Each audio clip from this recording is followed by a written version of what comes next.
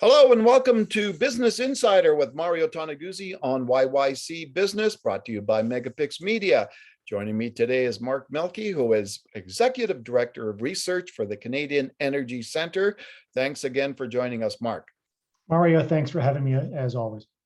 Well, the Energy Centre today released its latest research that you and your team have done, looking at foreign oil imports in Canada. And first of all, let me just ask you, so how much foreign oil are we importing in this country? Well, it depends on the year, of course, but it used to be about $19 billion a year. Right before the COVID, crisis in the past year. But that's been what it has been.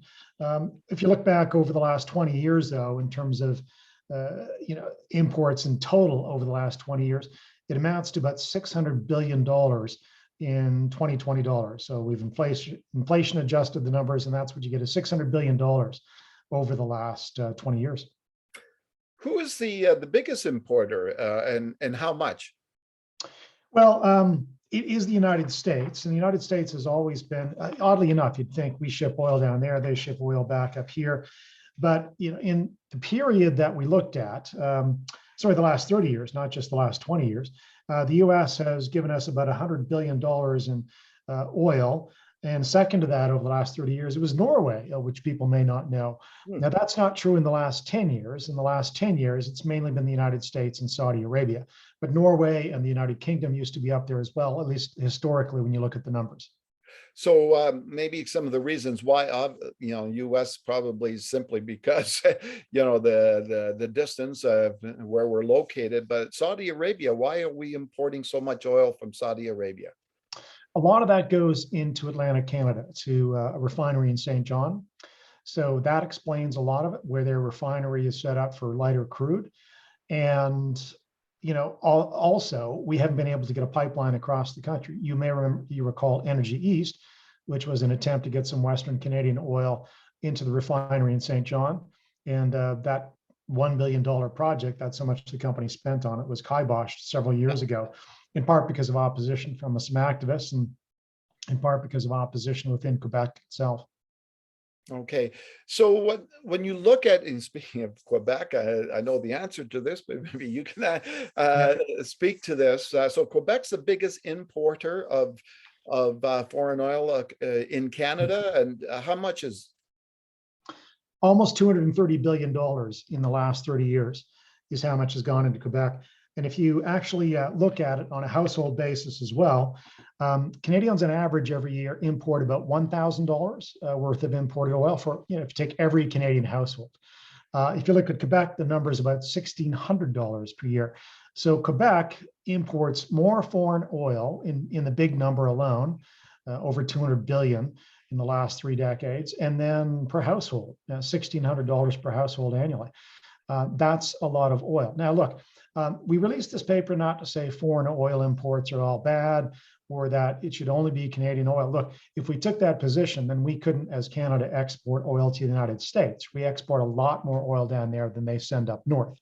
But the point of the paper is to say, look, there are some unintended consequences sometimes of blocking pipelines within Canada, Energy East again being a great example, which would have provided Western Canadian oil to Eastern Canada, or at least the refinery out there. So in St. John, New Brunswick. So the point of the paper is not to say that there shouldn't be free trade in oil. Refineries sometimes are set up for light oil, not heavy oil. That's why they take it in from Saudi Arabia, as I mentioned a moment ago. But Canadians should certainly be aware that it's not as if, when pipelines are blocked in the country, that people don't get their oil from somewhere. They do. They get it from the United States, or they get it from Saudi Arabia. In the last 10 years, those are the two biggest sources of imported oil into Canada. So,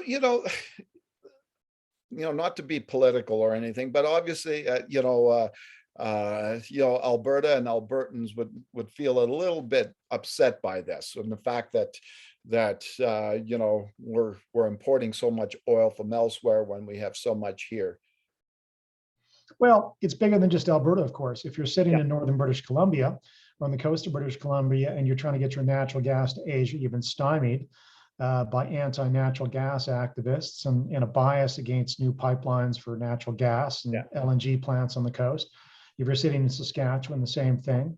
There's opposition in some parts of Atlantic Canada to more offshore oil in Newfoundland. There's opposition to natural gas development in New Brunswick and Nova Scotia. So frankly, it's a countrywide problem. I mean, this particular study looked at oil imports, but we've done studies also on natural gas imports into Canada. We're an energy-rich country. Again, there are reasons, sometimes geographic reasons, why it's easier to get something from across the border than to send something all the way from, say, you're not going to send natural gas from northern British Columbia all the way to Quebec. But Quebec could develop its own natural gas rather than import it from the eastern United States.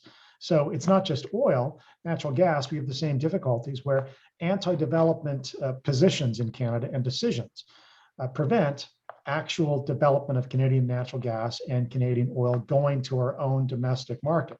There's a word for that. It's 5 letters. It's crazy.